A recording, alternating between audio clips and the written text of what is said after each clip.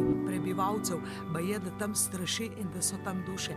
A ste zato, da gremo tja pogledati, da sploh vidimo, kakšna je energija tam. Ok, gremo. In če malo pogledamo okolico, tlele vmes sem vprašala enega vaščana, kaj si misli o teh dušah, kjer straši tle v Brdih, če domačini že kaj ve o tem.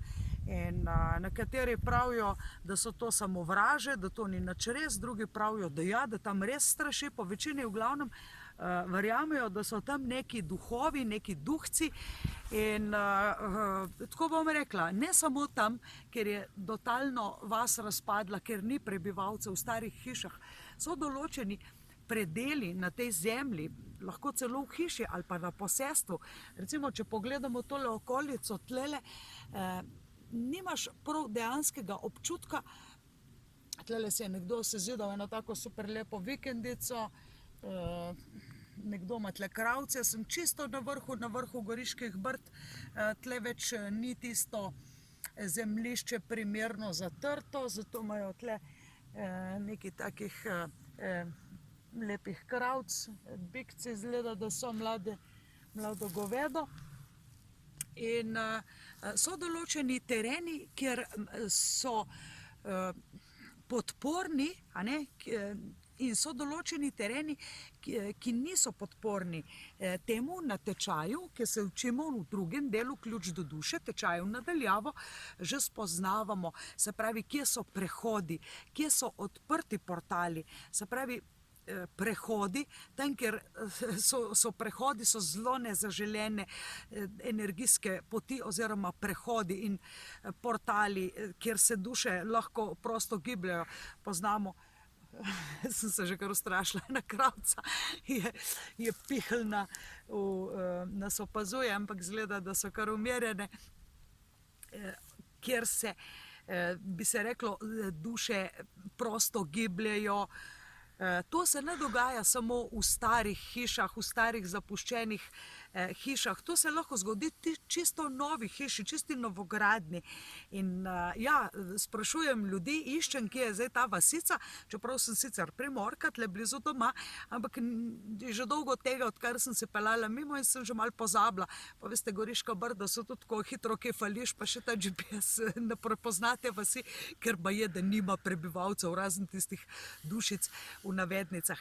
Tako da tisti, ki se že učite tečaj nadaljavo, Ključ do duše v drugem delu, veste, kaj so portali, veste, kaj so zemeljsko vezane duše, veste, kaj so prilepljene duše, veste, kaj so neodvisne zemeljsko vezane duše, veste, kaj so samostojne duše, in vse to znamo, nekatere stvari znamo očistiti, zmoremo očistiti, no vse znamo pregledati, vse te stvari znamo doreči, pogledati, kakšen je teren oziroma kakšno je zemljišče. Vseh stvari se pač ne da rešiti, ampak vsaj, če si pred nakupom nove hiše, novega zemljišča, pred recimo kakršnekoli lastnine, potem imaš pravico pogledati skozi kakšne zapise, kakšno energijo ima ta prostor. Mene pa še zmeraj zanima, kaj je, kravca se mi bliža, ne, baje, da je bik, jaz bi kar šla od tle. Ni bik, ne se da. Pokaži. Zgleda, da evo ti. Evo, te imajo čisto pozitivno energijo, čeprav jaz jih rada vidim, ne bi pa rada, da se mi približajo. Ok, gremo iskati to vas.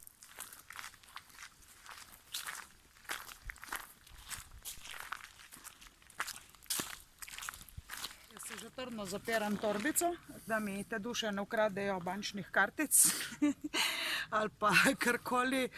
Imam varno, tlele bom trdno držala, tako da res se bojim za te svoje stvari. V glavnem gremo po tej zaraščeni divji poti, kjer ni nič, praktično ni prebivalcev, niti gozdnih prebivalcev. In tukaj ob tej priložnosti, sicer bi vam rada razložila, da ko smo očistili sebe, ko smo sebe pripravili na to, da se naša božanska dušna matrica očisti vseh pogodb, vseh nevšečnosti, ki jih je naredila v tem ali pa večinoma v prejšnjih inkarnacijah, je zelo, zelo bistveno in smiselno, da pripravimo, da očistimo, oziroma mi rečemo temu, razbistrimo tudi naš dom, naše stanovanje, našo lastnino, to je tudi avto, vikend, kamorkoli, vse, kar je naša posest, mi lahko to očistimo in razbistrimo. Zdaj, če to ni naša posest, se pravi, če je delovno mesto, potem mi nismo tam, rečemo, energijski lastnik, se pravi, ne plačujemo najemnine, nismo lastniki, tega pač ne moremo očistiti, tako tudi jaz, ker nisem energijski lastnik v tej vasici, ker bom zdaj ne morem ničesar očistiti. Če se razumemo, lahko pa samo prepoznam, kakšne energije so tam, dobesedno jih očitam s pomočjo akaških zapisov, to, kar znate že vsi moji tečajniki, v drugem delu tečaja Ključ do duše, nadaljavo.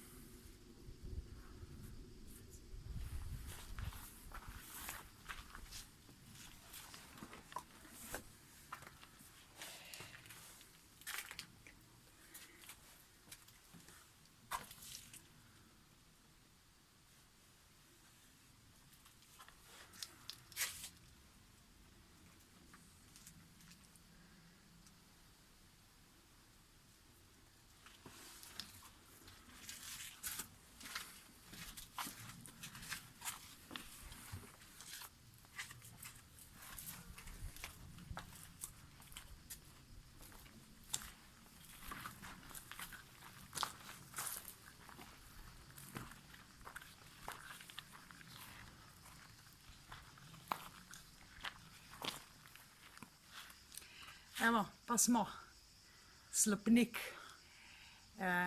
Zdaj, zgodovina te vasi je dejansko taka, da tle ni prebivalcev, tle so samo hiše. Pravijo, zakaj so vsi prebivalci šli? Po večinoma Baje, da so se odselili, mislim, po vojni v Argentino, šli, so neznano kam šli. Nekateri so že tlele najeli nek vikend, so že probali nekaj adaptirati, ampak to do njih ni nikoli tle. Baje, da so gor en vikend kupila dva Slovenca, ki živita nekje v Ameriki, ki se vračata sam na počitnice, ampak tudi njih že par let tukaj ni bilo. Ali je možno, da recimo kakšne duše toliko zelo odženejo prebivalce? Kakšno moč ima narava pri tem? Se pravi, tlele se gre za to, če imaš ti nepremičnino, lastnino in je na njo usmerjena energija jeze, nevoščljivosti, potem je treba to očistiti. Ne gre se samo za duše. Se pravi, baje, da so bile tle dve veliki družini, ki sta bile sprti med sabo in ljudje, če si ne zmorejo odpustiti, ostane, bi se reklo, rečemo mi temu sulice jeze, usmerjene na lastnino. Tako da to pri Slovencih je neka fušija kar taka huda. In zdaj, kakšno moč ima narava pri tem? Mi lahko vedno vidimo, da narava ima moč uničenja. Če pogledamo Bršljen, ko objame stavbo, jo dobesedno uniči, zarase, srbot. In dejansko ima narava moč uničenja, ampak uničenja vsega. Narava lahko uniči to, kar je človek zgradil, če človek ne vzdržuje. Še nekaj je zanimivo, da recimo narava ima tudi moč balansiranja. In ko pogledam z nihalom, se pravi, lahko dam vprašanje, ali so prilepljene na lastnino negativne miselne oblike, ali so to sulice jeze, ali so to prilepljene duše, ali so to zemeljsko moteče duše, ali so neodvisne. Se pravi, če so neodvisne, imajo že tako moč, da lahko celo premikajo predmete, skrivajo kakšne stvari, ključe od avta, lahko celo lučke prižigajo. Tako da jaz sem slišala kar od večjih ljudi, da se jim je včasih kakšna luč, kar brez da bi se kdorkoli dotaknil šalterja, ali kako se reče po slovensko, vtičnice, stikalke za luč, da se jim je kar samodejno zasvetila luč. Tako da ja, to definitivno so simptomi in to niso samo v starih stavbah, to so v čistih novogradnjah. Gre se pa za to, da je lahko že parcela sama po sebi obremenjena, bi se reklo temu, ali je s pokopališčem, ali s svetim prostorom, ali je parcela, bi se reklo, bila kdajkoli uporabljena kot bojišče, govorimo tudi lahko 100, 200, 300 let nazaj. Baje, da se po 300 letih sama narava prečisti, ampak mi ne bomo čakali 300 let, ker pač mi bi radi, če imamo svojo zemljišče, svojo parcelo, že zdajle jo očistili sulice jeze, ki nam jo pošiljajo sosedje, oziroma sploh vedli, ali nam kdo pošilja sulice jeze. V glavnem, jaz vam bom čisto povedala, jaz se tle super lepo počutim in te dušice tlele niso nikakor moteče in zgleda, da je vas že dobila lastnika, ki je prepoznal način, kako te stvari razbistriti, očistiti in se pomeniti s temi dušami, tako da se že kar veselimo, da bo v bližini eno tako super lepo naselje, kot je bilo včasih, da bojo tle, ba je celo nek dokumentarc snemali, nek film. Gremo dalje raziskovati. Tle gor, koliko jih je. Topirčki so. Gor visijo na stropu, tam je.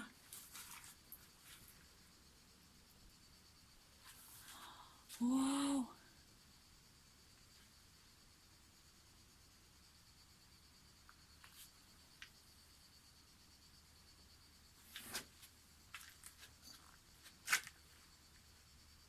Poglejte na topirčke.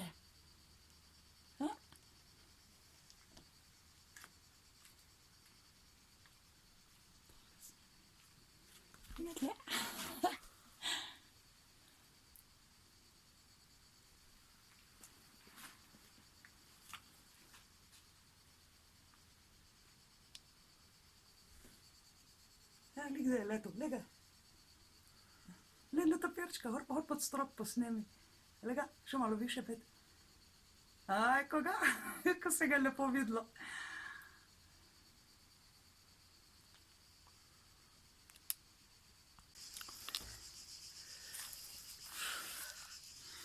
Evo, pa smo videli netopirčke.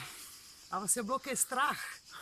A mislite, da so netopirji nevarni ali pa da človeku kaj hudega hočejo? Ne, nič ni z njimi. Se pravi, če se kdo boji živali, potem so to vraže, rečemo temu, ne. No, in tle smo prišli, tle bo vodnjak. Evo, 1916, vidimo še v italijanščini napis, tako da očitno še od takrat. Tle Nek shramba silos. Shramba silos, ja, pa vodnjak za vodo, ki je oskrboval celo vas. Baje, da je bila ta vas ljudi zelo bogata, da so bili tle prebivalci, da so živeli, kot bi se reklo, v enem zelo takem obilju in kar naenkrat se je spraznil na vas in nobenega ni, niti enega prebivalca nima. Tako da vse te zgradbe, vse te stavbe se bojo obnovile v prvotno, tako kot so bile. Jaz sem pa prišla zdaj raziskovati s pomočjo vstopa v akaške zapise, s pomočjo vsega tega, kar se učite tudi vi, moji tečajniki. In tako da lahko, če vas kdo najame, lahko tlele za eno hišo, za eno parcelo, za avtomobil, to odčitate in celo zmorete razbistriti. Včasih celo ni treba iti direktno na teren, da bi mi to prebrali, odčitali, lahko to dejansko naredimo kar iz svoje pisarne, ker takrat, ko mi govorimo o pogledu v akaške zapise, je to baza na eterični ravni, fizično prisotna. Hvala za vaše sodelovanje, jaz se od vas poslavljam in vas vabim še naprej k ogledu, da subscribate videote, da se prijavite na e-revijo Vizionar, tako da smo v kontaktu, da ne boste kaj takega zanimivega zamudili.